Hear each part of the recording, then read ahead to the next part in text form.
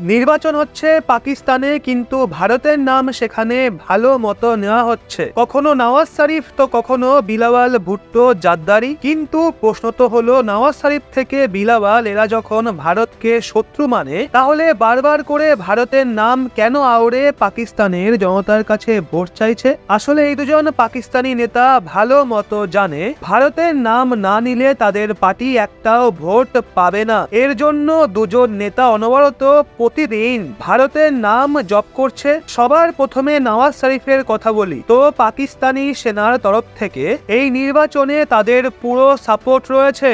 আর নওয়াজ প্রতিটা র্যালিতে ভারতের সাথে বন্ধুত্বের কথা বলছে, কিন্তু কোথাও কোথাও সে বিষ উগলাচ্ছে। এই কারণেই পাকিস্তানের পরবর্তী প্রধানমন্ত্রী রূপে নওয়াজ শরীফকেই এগিয়ে রাখা হয়েছে। যদিও পাকিস্তানের জনতা খোলামেলা নওয়াজ শরীফকে চোর বলে। পাকিস্তানের একজন ব্যক্তি তো এটা পর্যন্ত বলে দেয়, আমি চোর নই, যদি চোর হতাম তাহলে চোরদের ভোট দিতাম, নওয়াজ শরীফকে ভোট দিতাম, আমি চোর নই। তাহলে ভাবুন পাকিস্তানের রাজনীতি বর্তমানে এমন অবস্থার মধ্যে দিয়ে যাচ্ছে যেমনটা আগে কখনো দেখতে পাওয়া যায়নি। দেশের মানুষদের মাঝে রাজনীতি নিয়ে মারাত্মক ক্ষোভ এবং হতাশা রয়েছে। কিন্তু নওয়াজ ভারতের নাম নেয়, তাও আবার বহুবার। নওয়াজ এবং বিলাওয়াল দুজনের পার্টি পাকিস্তান পিপলস পার্টি এবং পাকিস্তান মুসলিম লীগ নওয়াজ নিজের নিজের ঘোষণাপত্র জারি করে দেয়। বড় কথা তো হলো, প্রতিবারের মতো দুজনের ঘোষণাপত্রে কাশ্মীর তো ছিল, কিন্তু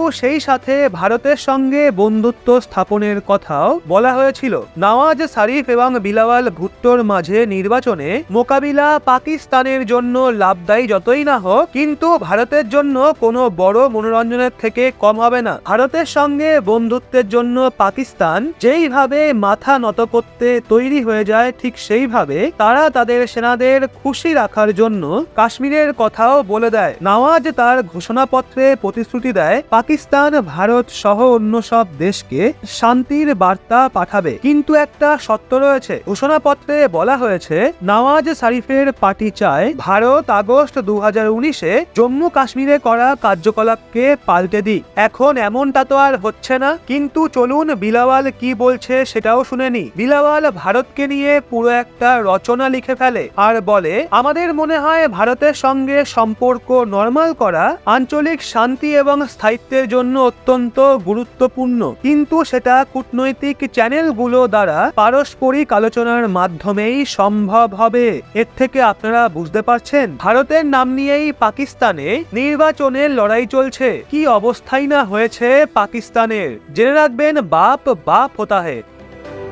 তো বন্ধুরা, আপনারা কি কখনো ভেবে দেখেছেন পশুকে খাওয়ানো চারা অর্থাৎ ক্ষেত থেকে বেরোনো ওয়েস্ট ভারতের জন্য কয়েক লক্ষ টাকা বাঁচাতে পারে? তো বন্ধুরা, যেই ওয়েস্ট সাধারণত পড়ে থাকে সেগুলোকেই বর্তমানে এক্সপোর্ট হতে বাধা দিচ্ছে ভারত সরকার। আপনাদের জানিয়ে দিই, এই ওয়েস্টের চাহিদা সাউথ কোরিয়া এবং ইতালির মতো দেশগুলোতে প্রচুর পরিমাণে বেড়ে গেছে। তারা এতদিন ধরে ভারতের কাছ থেকেই ওয়েস্ট নিচ্ছিল। তো বন্ধুরা, আজ থেকে এক ধরনের বাই প্রোডাক্ট তৈরি হয়, যেটাকে ইংরেজিতে মোলেসিস বলে। মোলেসিস এক ধরনের মিষ্টি গাঢ় পদার্থ, যেটাকে পশুদের খাদ্য হিসাবে ব্যবহার করা হয়। এছাড়া এটাকে বর্তমান সময়ে ইথানল তৈরির কাজেও ব্যবহার করা হচ্ছে। পুরো পৃথিবীর মোলেসিস এক্সপোর্টের ক্ষেত্রে ভারতের শেয়ার 25% রয়েছে। বর্তমানে ভারত সরকার এই সেক্টরে এক্সপোর্ট বন্ধ করার পদক্ষেপ নিচ্ছে। এই এক্সপোর্টকে বন্ধ করার মাধ্যমে ভারত সরকার অনেক টাকা লাভ করতে পারবে। তো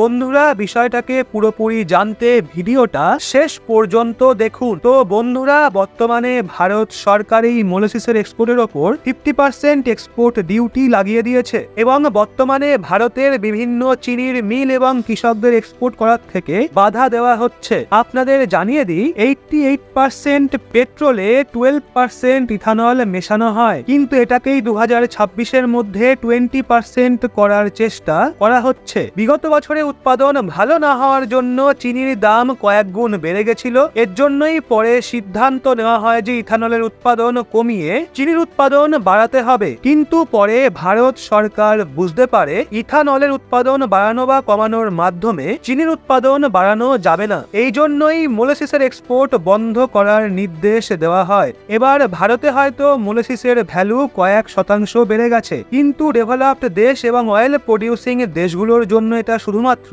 ওষুধের খাদ্য হিসেবে ব্যবহার করা হয়। 20% ব্লেন্ডিং টার্গেটকে পূরণ করার জন্য 10 বিলিয়ন লিটার ইথানলের প্রয়োজন। এছাড়া অন্যান্য সেক্টরের জন্য 7 বিলিয়ন লিটার ইথানলের প্রোডাকশন বাড়াতে হবে। আপনাদের জানিয়ে দিই, মোট 17 বিলিয়ন লিটারের মধ্যে অর্ধেক আখ থেকে মোলাসিস তৈরি করা যাবে, অন্যদিকে বাকি অর্ধেক এগ্রিকালচারাল ওয়েস্ট থেকে তৈরি করা যাবে। বন্ধুরা, আপনাদের জানিয়ে দিই, ব্রাজিলের পর ভারত সবথেকে বড় চিনি এক্সপোর্টার, কিন্তু পেট্রোলিয়ামের ইম্পোর্ট বিলকে কমানোর জন্য এক্সপোর্ট বন্ধ করতে রাজি হয়েছে ভারত সরকার। তাছাড়া আপনাদের জানিয়ে দিই, ইথানলের প্রোডাকশনের জন্য শুধুমাত্র এগ্রিকালচারাল ওয়েস্টকে দেখলে হবে না, তার সাথে সাথে ঘরোয়া নোংরা আবর্জনা থেকে ইথানল তৈরি করা যেতে পারে। তাছাড়া আপনাদের জানিয়ে দিই, এই 50% এক্সপোর্ট ডিউটি কতদিন থাকবে সেটাও দেখার বিষয়। এগ্রিকালচারাল ওয়েস্টের এক্সপোর্ট বন্ধ করার ফলে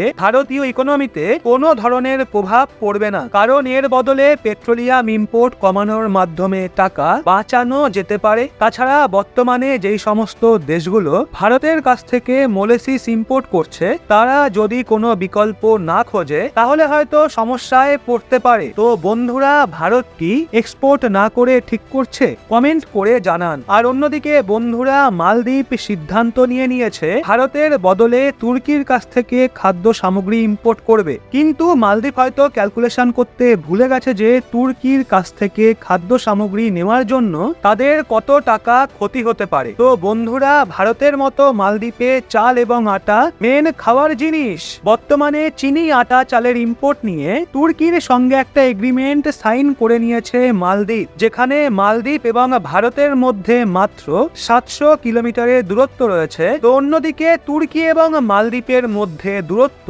5500 কিলোমিটার। এর মানে হচ্ছে ভারতের তুলনায় তুর্কির কাছ থেকে জিনিস ইম্পোর্ট করার ফলে মালদ্বীপকে 8 গুণ বেশি টাকা এবং 8 গুণ বেশি সময় দিতে হবে। এছাড়া ভারতীয় টুরিস্ট যারা এখন মালদ্বীপে যেতে চাইছে না, তাদের জন্য মালদ্বীপ আলাদা ধাক্কা খেয়েছে। মালদ্বীপ এখন বর্তমানে অন্ধ হয়ে নিজের বন্ধু এবং শত্রুকে বেছে নিচ্ছে। হ্যাঁ, ঠিকই শুনেছেন আপনি, কিন্তু মালদ্বীপ হয়তো ভুলে গেছে যে কোনো সময়ে বড় সমস্যায় পড়লে যেই দেশ আগে মালদ্বীপের কাছে দ্রুত এসে যেত, সেই দেশের বদলে এখন তুর্কির মতো দেশ 8 গুণ বেশি সময় নিয়ে সাহায্য করতে আসবে। তো বন্ধুরা, আপনাদের জানিয়ে দিই, মালদ্বীপ যেই ট্যুরিজমকে নিয়ে এত গর্ব করে, সেই টুরিস্টদের খাওয়ানোর মতো নুন মালদ্বীপ তৈরি করতে পারে না। হ্যাঁ বন্ধুরা, ঠিকই শুনেছেন, মালদ্বীপ তার প্রয়োজনের 80% নুন ভারতের কাছ থেকে ইম্পোর্ট করায়, বাকি 20% শ্রীলঙ্কার থেকে ইম্পোর্ট করে। এছাড়া আপনাদের জানিয়ে দিই, মালদ্বীপ প্রতি বছর $6 মিলিয়ন নুন ভারতের কাছ থেকে ইম্পোর্ট করায়। এর কারণ হচ্ছে এই এলাকাগুলোতে নুনের ফ্যাক্টরি নেই। অন্যদিকে ভারত 27 মিলিয়ন মেট্রিক টনের নুন প্রডিউস করে এবং টেবিল সল্টের ক্ষেত্রে পৃথিবীর দ্বিতীয় বৃহত্তম প্রডিউসার হলো ভারত। মালদ্বীপ ছাড়া নেপাল, আফগানিস্তান, সেন্ট্রাল এশিয়ান দেশ এবং বেশ কিছু সাউথ ইস্ট এশিয়ান দেশকে নুন এক্সপোর্ট করে ভারত। এবার দেখার বিষয় হচ্ছে, ভারতের কাছ থেকে নুন ইম্পোর্ট বন্ধ করে দিলে মালদ্বীপ অন্যান্য কোন দেশগুলোর কাছ থেকে নুন এক্সপোর্ট করবে? তো প্রথম কথা হচ্ছে, তারা হয়তো শ্রীলঙ্কার কাছ থেকে নুনের ইম্পোর্ট বাড়িয়ে নেবে। এছাড়া পাকিস্তানের মতো দেশ নুন ইম্পোর্টে সাহায্য করবে, কিন্তু এক্ষেত্রে সমস্যা হচ্ছে পাকিস্তান এবং মালদ্বীপের মধ্যে দূরত্ব 2500 কিলোমিটার, যার ফলে পরবর্তীকালে মালদ্বীপ সমস্যায় পড়তে পারে। এছাড়া আরো একটা ভাবার বিষয় হচ্ছে, যদি ইউরোপীয় দেশগুলোর মধ্যে সাপ্লাই চেন কোনো ধরনের সমস্যায় পড়ে, তখন মালদ্বীপের কাছে ভারত ছাড়া আর কোনো অপশন থাকবে না। মালদ্বীপ বর্তমান সময়ে দাঁড়িয়ে একটা জিনিস